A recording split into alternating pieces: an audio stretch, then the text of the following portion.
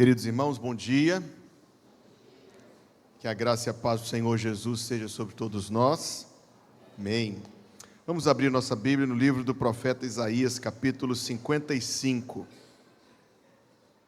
Livro do profeta Isaías, capítulo 55. Papai e mamãe, não se esqueça como a sua cooperação é importante na hora da mensagem, ajudando as suas crianças a participar desse momento do culto. Abrace isso como um ministério e você abençoará toda a igreja, além de abençoar muito particularmente aos seus filhos. Dizia, livro do profeta Isaías, capítulo 55. Eu sei que você acabou de se assentar, mas eu pedirei que você se coloque em pé e nós leremos os versículos 6, 7, 8 e 9.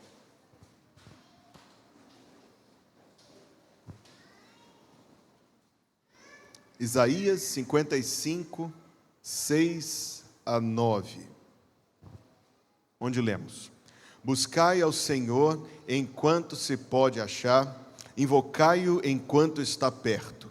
Deixe o ímpio o seu caminho, e o homem maligno os seus pensamentos, e se converta ao Senhor, que se compadecerá dele. Torne para o nosso Deus, porque grandioso é em perdoar. Porque os meus pensamentos não são os vossos pensamentos, nem os vossos caminhos os meus caminhos, diz o Senhor.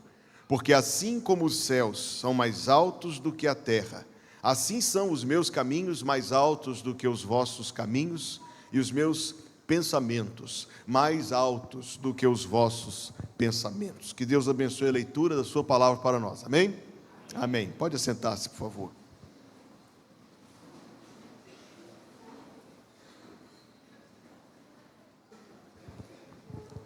Meus irmãos, falemos sobre algumas coisas que acontecem na vida, que são meio misteriosas, sim?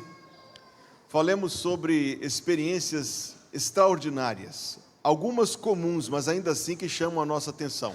Você, por alguma razão, decidiu fazer um caminho diferente, algo nada muito decidido, ou havia poderosos porquês. Você decidiu fazer um caminho diferente para ir para casa. E enquanto fazia o caminho diferente para ir para casa, soube depois que teria tido um grande acidente. Se tivesse feito o outro caminho, foi um livramento da parte do Senhor. A sua experiência de vida deve confirmar algo do tipo: agir impulsivamente, instantaneamente, e isso resultar em algo, um livramento. Eu lembro quando eu era adolescente, estávamos andando na calçada de uma rua, colegas de escola, e por alguma razão, eu nunca tinha feito uma coisa dessa, tinha uma menina que estudava com a gente, o nome dela por acaso era Lívia. Eu a empurrei. Não fazia isso, não era uma brincadeira que eu fazia, eu a empurrei. E quando eu a empurrei, uma pedra caiu exatamente onde ela estava tendo uma reforma no prédio, eu a empurrei, a pedra caiu exatamente, acertaria a pobre da moça. Você nunca viveu uma experiência assim, não? A vida de todos nós está cheia de coisas assim. E quando você vai vasculhar a internet, você encontra pessoas que no dia 11 de setembro tinham que ter estado naquela torre, mas o despertador não tocou. Alguém tinha que ter embarcado num avião e perdeu o voo, dormiu demais, teve um imprevisto, um acidente, passou mal, e o avião se foi, caiu.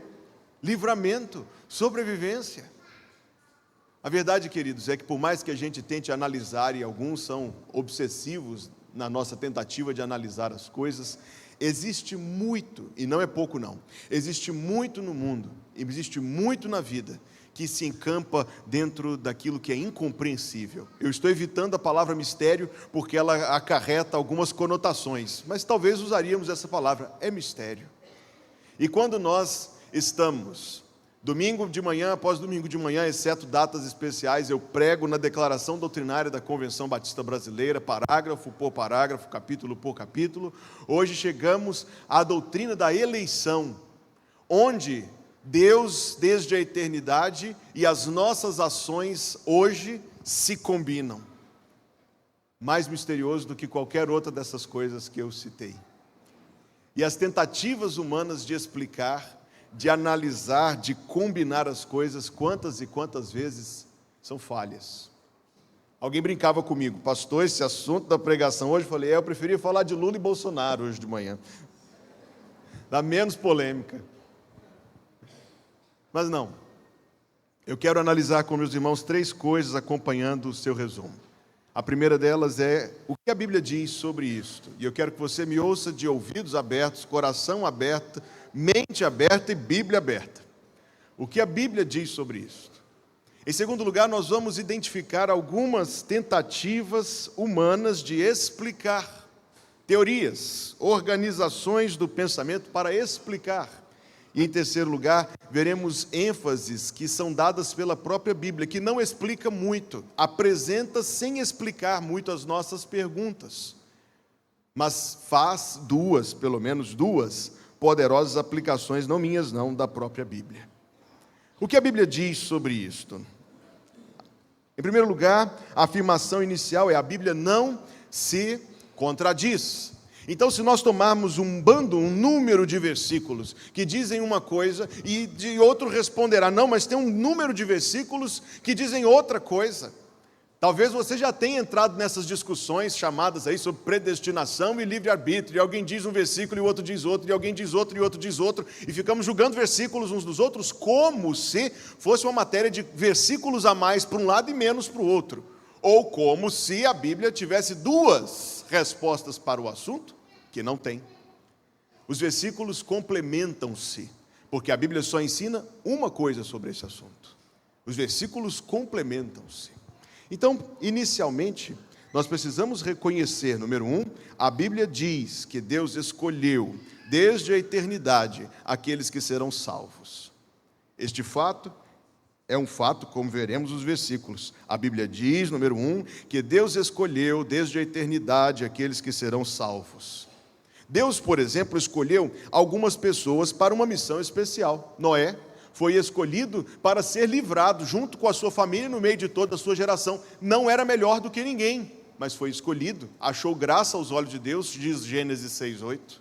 O Senhor apareceu a Abrão, diz Gênesis 12:1, e nós estamos vendo Gênesis nos domingos à noite, sabemos o que Abrão era antes. Era um idólatra, servia deuses, como está escrito em Josué e como está escrito em Atos. Não havia nada em Abrão que o diferenciasse, não era um homem sensível, alguém que estava buscando a Deus, era um idólatra. Deus o escolheu. Deus disse a Davi: tirei-te de detrás da malhada e te pus como capitão sobre o meu povo de Israel. Davi também foi escolhido. Por que não outra pessoa? Talvez haveria alguém com menos problemas do que Davi. Foi Davi o escolhido, não outro. Quando vemos o Antigo Testamento, Deus escolheu os descendentes de Jacó. Esse texto de Deuteronômio merece a sua atenção, capítulo 7, versículo 7. Não estou colocando mais os versículos do resumo, você viu, não é? É um estímulo, é um incentivo.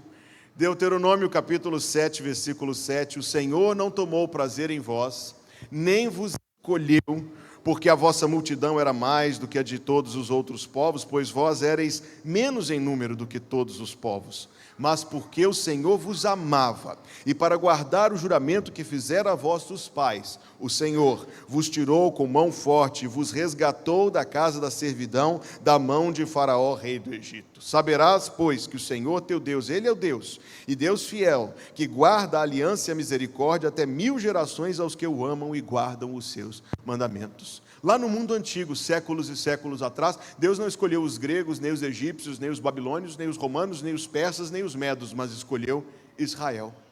Por que Israel? Por que Israel? Ele disse: porque o Senhor vos amava. Algo da deliberação do próprio Deus, uma escolha do próprio Deus. Para ponderar e fazer justiça, sabemos que a aliança do Antigo Testamento não era necessária nem automaticamente para a salvação.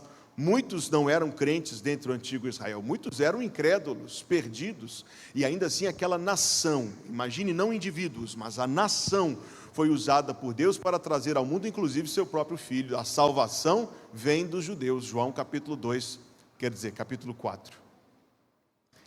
Adiante, na nova aliança, Deus escolhe pessoas para a salvação. A Bíblia diz isso. A Bíblia diz isso, por exemplo, em 2 Tessalonicenses, capítulo 2, versículo 13 e 14.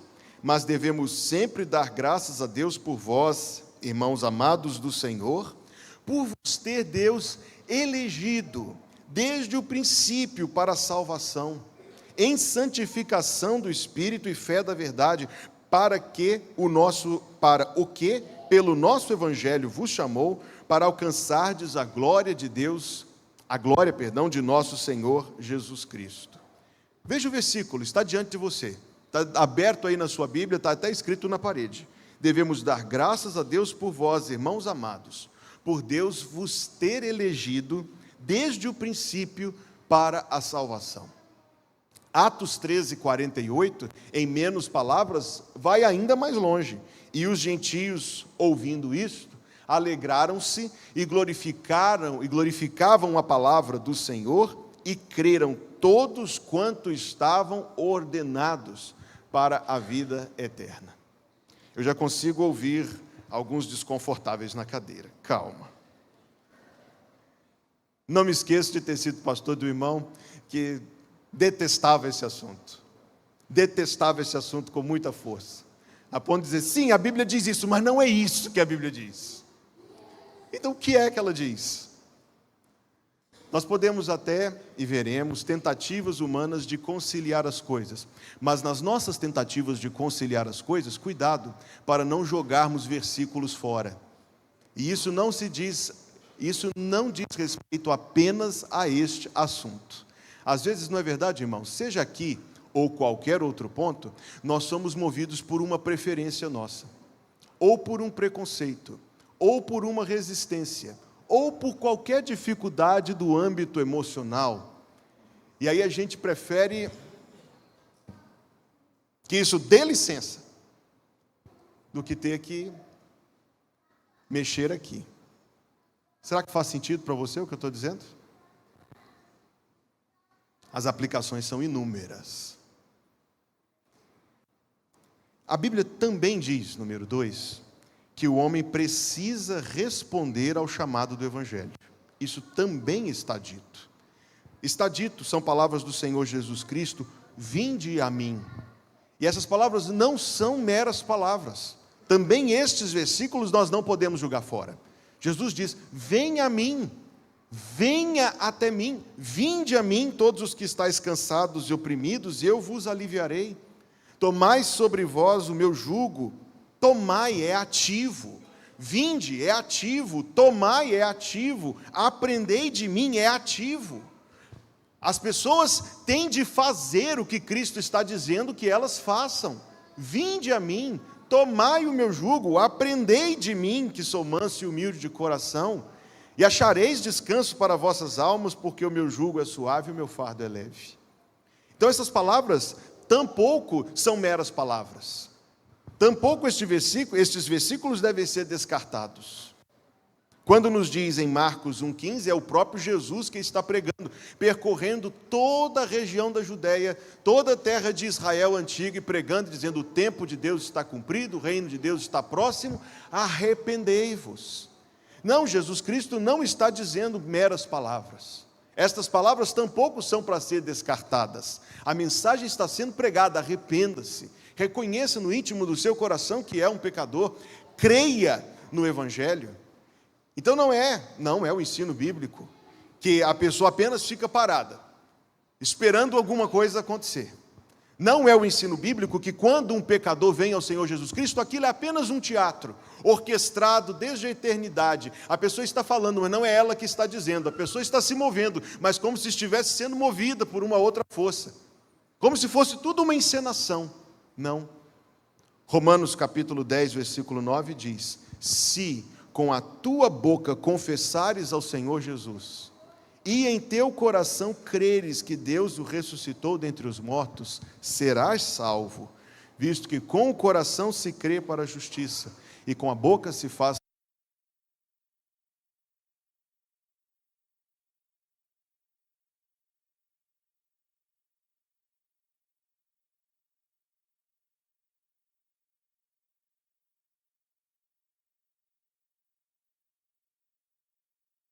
Se você não concorda com nada do que eu apresentei aqui, não tem problema.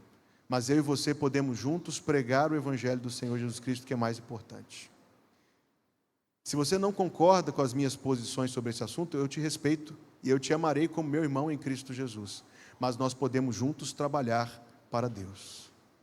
Não é interessante, irmão, que nós vivemos um tempo de tanto extremismo, que as pessoas não estão mais dispostas a trabalhar nem pelo Evangelho, se for uma discordância tão fundamental, tão grave, tão grotesca.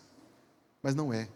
É uma questão do ego, é uma questão do nosso coração, é uma questão de como a gente se prende em algumas coisas e não sabe dividir ou distinguir a importância entre elas. Deixa eu concluir com uma ilustração. Eu gosto muito dessa ilustração e ela fala muito ao meu coração. O metodismo, que, preciso dizer isso, no Brasil hoje, praticamente totalmente deteriorado por causa da infiltração venenosa do liberalismo. Mas o metodismo surgiu muito bem. E foi durante muitos séculos uma igreja evangélica muito boa, muito firme. Os dois fundadores do metodismo foram John Wesley e George Whitefield. No âmago, Wesley era um ardente arminiano que negava inclusive a certeza da salvação. E no âmago, George Whitefield era um daqueles chamados calvinistas. Quando Whitefield morreu, perguntaram a Wesley, e a pergunta era tinhosa. Você acha que quando chegar no céu vai ver o George Whitefield lá? A pessoa, como eu disse, a intenção era tinhosa, a intenção era arrancar de Wesley uma palavra que não. Wesley famosamente respondeu: eu acho que não vou ver George Whitefield no céu. Ele vai estar tão acima de mim, que sequer eu o verei. Vamos nos colocar em pé, irmãos. Eu tenho uma pergunta para lhes fazer. Eu lhes dei muita coisa para pensar hoje, e olha que eu falei com pouca clareza.